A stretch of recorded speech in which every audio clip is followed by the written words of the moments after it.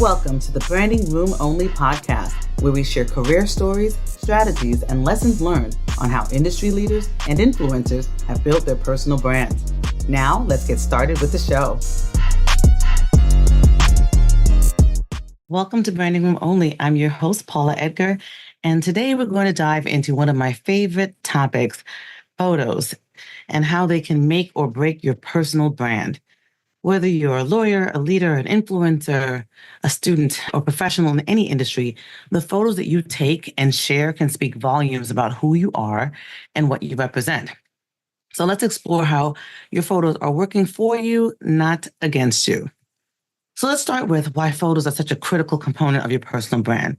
Basically, in today's digital age, first impressions are often made online before you even get into a room with someone. So whether it's LinkedIn, Instagram, or your professional website, the images that you choose to convey messages about your professionalism, your confidence, and your personality. So you really want to be thoughtful about what you choose to be out there representing you when you are not there to give additional context. For those of you who know me, you know that I've been taking photos my entire life. My dad is a photographer. So yes, I'm a little obsessed with this, but it's because I've always understood just how important good photos are for your brand. A photo speaks on its own, like I said before, without context. So it must be representative of what you want to convey. And that's why putting thought into how you show up in photos is crucial. Think about it. Have you ever Googled someone before meeting them? Of course you have. What impression did their photos give you, right? What impression are people going to get when they Google you? A polished, well-composed photo can communicate professionalism and attention to detail, while a casual or poorly taken image might send the wrong message. And that being said, I'm not saying that you shouldn't have casual photos. Of course, I'm saying that I love casual photos, but I do want you to put thought into what you're putting out there. Studies show that visual content is processed much faster by our brains than text, right? So that's why you see a lot of videos and photos. And because we're in such a world that goes so quickly, that it's easier for us to take in images than to sit and read, which says a lot about where we are in the world, but that's a whole nother story. So this means that the photos you choose to represent yourself are likely to leave a lasting impression, often more so than any written content, because they may not even get there. And I think so much about this and care so much about this that I wrote an article about this. So if you want to check out Paula's top 10 rules for perfect photos, you can check them out on my website at paulaedgar.com. And this podcast is talking about certain aspects of it. I'm sure I'm going to talk about this again on my podcast because I have thoughts about photos in lots of different contexts. But let's jump in. So it's important to prepare when you're thinking about capturing the perfect photo. And so here are some tips to get you ready for your close-up. Number one, grooming is essential. You want to make sure that you look the way you want to be perceived. Right? My mother used to say all the time, you have to have a minimum that you engage with the world with, right? So that means that I tend not to go outside looking, with my lips ashy or my hair not, combed and neat. What is that for you? And then particularly when you're in a photograph, what do you want it to relay? So you want to make sure you're comfortable and confident in your appearance. And that includes your hairstyle. If you were makeup, your makeup, of course, the attire, the clothing that you're wearing. You want to choose clothing and a pose that aligns with your brand and the image you want to portray. Now, our brand is, multifaceted. So it's not always going to be the same thing, but there should be consistency towards it, right? You shouldn't have something that is outside of how you want to be perceived at all. So otherwise, you want to think about location, right? That's an important factor. The background of your photo should complement, not distract from you, right? So if you're trying to take a picture in a group on purpose, do so. But consider that the surroundings that you have reflect your personal or your professional life, right? So maybe it's you're choosing an office or a vibrant cityscape or a natural outdoor scene or, in a group or at an event where there's a lot of people. You want to think about and understand the purpose of the photos. What are they for? Are they for your professional profile, your LinkedIn? Are they for social media? Are they a headshot for a website? Are they for a specific campaign? Or are they promoting an initiative or organization that you're connected to? Knowing and thinking about the intended use can help you to decide on the style and the tone of the images you select. Finally, practice. Now, okay, I know you're thinking, Paul, I'm not going to practice every time I take a photo. What I'm saying is when possible, Practicing in front of a mirror might feel a little bit awkward, but it can help you to discover what your best angles are and also to see some of the expressions that you have. When I was in law school, I remember the person in career services saying that when you're wearing the suit that you're going to interview in, that you should, sit, stand, bend, turn, do all kinds of things in front of the mirror so you can see how you're reflected when it comes to somebody, looking at you and perceiving you. I think the same about photos, right? You want to know what your lines are, know your angles are. Lots of times I take a picture with folks and I tell them I want to stand on the left side because that's my side. Some people are like, what side? I don't care what side. You don't have to have a side. I'm not asking you to take it to 10, but I am asking you to think about is there something that you prefer? Or, is there an angle that you like better? And then trying your best to get that into the photos that you take. So while I'm asking you to put thought into your photos, I am not asking you to be obsessive about it, just aware. A little awareness goes a long way in how you present yourself visually. So speaking of poses, let's talk about this. Your pose can significantly impact the outcome of a photo. And so here are some tips that you want to use to ensure you're posing naturally and confidently. I talked about practice, but even if you can't practice, find a pose that feels comfortable to you. I've seen lots of photos where people look stiff or awkward. I don't want that to be you. So thinking if you want to stand up, you want to sit down, if you want, you have your shoulders back, you have them relaxed, you want to find a position that feels natural to you, whether standing or sitting. Also thinking about your facial expression. What's your face doing? My face tells you a whole story without me saying anything. But if you have a genuine smile, whether teeth or not, although I prefer teeth in every smile, or a thoughtful expression, that can add warmth and your personality to a photo. I love, love, love, love, love to smile, but I know that a lot of people don't. What I will say to you is that anthropologically, people reflect and connect more with photos where they can see your eyes, right? So no sunglasses, et cetera, unless it's casual, and your teeth, because, it's just how we understand and connect with safety. And we can feel as if we can understand what your mood and tone is based on those things. So try to avoid forced smiles or expressions that don't match the context of the image you're trying to portray. Also, your posture. You can have a posture that can communicate confidence with your back straight and your head held high. And if you're standing, you want to think about, I like to, have my hand on my hip and point my toe. But some folks like to stand with their legs apart, kind of in a power pose. Whatever it is that you choose, you want to have a more relaxed look in order to seem more comfortable and a little less stiff. Finally, think about where your hands are.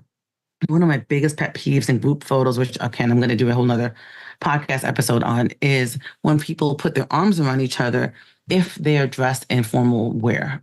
Because what happens is oftentimes the clothes that you're wearing will bunch and then it kind of looks odd. Now, again, if you don't care and you're just trying to do that and you just want to be in the group, that's fine. But if you are wanting it to be a smooth picture and to have everyone look the way you want them to look, then think about what your hands are doing, what your arms are doing. That could be on your hips, by your sides, in your pockets, or clasped in front of you. Really think about what you want to relay. So as I mentioned, my dad is a photographer, and I really, truly believe in the art of photography. So let's talk about why investing in professional photography can be a game changer for your professional brand. A good photographer has the expertise to help capture you in the best light, both literally and figuratively, right? They can understand composition of a photo, lighting, colors, and if they're good, how to bring out your personality in a photo. So when you're choosing a photographer, look for someone whose style matches your vision. Like, do they specialize in corporate headshots, lifestyle photos, or something else entirely? Check out their portfolio and see if their previous work aligns with what you're looking for. I'm also a big fan of asking previous clients how they interacted with the photographer, because collaboration is key. You want to communicate your goals and any specific ideas you have for a photo shoot that you're taking. And a good photographer will be able to guide you while incorporating your vision into the final product, while also using their understanding and their knowledge of both, how people stand, what their angles are, and lighting, and the camera shot and background.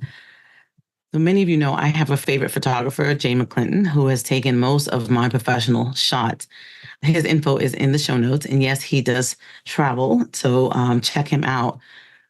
the reason why we connect so much in terms of as appearing is because he is not just good with his eye in terms of taking the photo, but he's really good at reminding you of the angles that you have and that you want to promote, and thinking about how your clothes are showing up, and asking you to smile a little bit bigger, and change your angle. Those things can help you get a lot of different options in the photos that you end up receiving in the end. So let's just say you're not ready to hire a professional photographer yet. Okay, no problem. Here are some do-it-yourself tips that can help you taking great photos with your smartphone or personal camera. So many of you know that I am an Android lover. I will always ruin the group chat because I love photos, and Android's cameras are just outstanding. And so I'll always have an Android, and I'll ruin your group chat. So that being said, with anything, you want to make sure the lighting is there, and it's crucial, right? That it's crucial to a photo. You want to have light, right? So natural lighting is often the best. So try to get yourself near a window where the light is coming towards you, or outside and not in as many shadows, right? You want to avoid those shadows by facing light source directly. You want to think about that the light is on you as opposed to it being behind you, depending on the type of phone or camera that you're using. Also, the composition matters. Smartphones these days, they have, guidelines, etc. But you want to think about dividing the frame into three parts, right? You in the middle, what else is in the background, and so that it's sort of a very balanced photo. Folks tend to take pictures so quickly, they're not really thinking about that. My phone has a best photo, a best shot option that kind of lines it up for you, which is great. Thinking about keeping your background simple and uncluttered, unless the purpose is for you to show clutter or you want to show the busyness of the background. I'm a big fan of the focus being on you, not the things in the background. And in these days, with folks being so into everything on social media, people will be looking at what is that on the ground, what's that in your background, who is that over there, whose arm is that. So try to keep your photos as clear as possible, unless your choice is to have them, a little bit busier. I'm going to say this, and I want to say this clearly. I'm a fan of editing your photos. It can enhance them, but please don't overdo it, right? You want to look at adjusting lighting and brightness, maybe, and contrast, and maybe cropping to get some things out. But let's not make your photos look over edited. With AI and all the different options that exist today, people are doing a lot of wild stuff. I love the option that I have on my Android where I can remove some things out of the background, but I don't love some pictures where I see folks are, making themselves look skinnier or smaller or like it just, you are who you are. And a part of branding is really connecting with that self-awareness about who you are and promoting it the way it is, as opposed to, having this not authentic, representative or representation, I should say, of you. So hold off on the over editing, please. Also, think about some apps. There's a lot of great apps online that can help you with getting the picture precise and right, as opposed to, ruining it by over editing it. So now that I've gone through that, I want to talk about one of my favorite ways of taking pictures with is selfies. They are my favorite. I love it because it helps to show a different angle. It helps to really show the fun and personality. And it's a powerful tool for your brand and engaging with your audience. I love when I'm doing speaking engagements and afterwards, folks will come up to me, we can take selfies, or usually when I'm on a stage and talking to audiences at conferences or, at any of my clients, I like to take a selfie with everybody in the background, just to remind myself of the event, and also to show a little bit about the fact that it's my personality and the personality of the people who are in the photos. So selfies, I think, are a really great way of sharing those authentic and special moments in your life. It could be a candid shot at, someplace you love going to, selfie with a colleague, something behind the scenes at your work or an event you're going to. Selfies, I think, humanizes your brand and makes you more relatable. So similarly, for the best selfies, you want to pay attention to lighting and angles. The lighting is your friend, and holding the camera above eye level. So holding it not at face level, not down, above eye level. And I try to get, to the point where you can hold the phone with one hand as opposed to with two. It can help with a better perspective and better shot. So remember, Selfies should complement your professional images, not replace them. I still think you should have a headshot and that should not be a selfie. So use them strategically to add personality and some spontaneity to your online presence while maintaining a cohesive personal brand image. Speaking of that, I want you to think about how to use all of your photos strategically in branding. Consistency is key, right? You want to use photos that align with your brand's message across platforms so that your brand is considered cohesive and consistent and recognizable. So, for example, if you're thinking about online, social media like LinkedIn, you want a professional headshot that conveys confidence, approachability, and maybe relays a little bit of what you do, depending on what that is. But it should be welcoming. Remember, these photos have no context. For other forms of social media like Instagram or Facebook or TikTok, of course you want to mix in some candid shots and selfies so that it can showcase your personality and your other interests. If you have a website or if you are at an organization where there's a headshot or photos of you, you want to make sure your photos are updated. I have a lot of folks come up to me and saying, "Oh, well, I love that photo from 15 years ago. Do I need to change it?" And the issue is that you don't have brand alignment if your photo is not representative of what you look like now. Like if I Google you and then I'm trying to find you in a room where I know you're going to be and I can't because you don't look the same or don't look similar, then that's brand misalignment, right? So, think that outdated images can send the wrong message about your brand and how you are supporting and taking care of your brand. That being said, as you all know, I can talk about this forever, but to wrap up, remember that the photos you use to represent your personal brand are powerful tools. They can communicate professionalism, confidence, and personality in an instant. So by preparing effectively, mastering your posing, and using your photos strategically, you can elevate your personal brand and leave a lasting impression. So I encourage you to take a moment to evaluate your photo strategy, your current photo strategy. Are your photos up to date? Are they sending the right message? Is there anything you need to purge? Is there new content that you need? What changes can you make today? As always, my friends, thank you for joining me in this episode of Branding Room Only, where I talk about photos. If you found this episode helpful, please share it with your network, especially those friends you know who need new photos, and let me know your thoughts. And also, as always, remember to stand by your brand. Don't forget to subscribe, rate, and share this podcast. And thank you for listening. And see you next time in the branding room. Bye, all.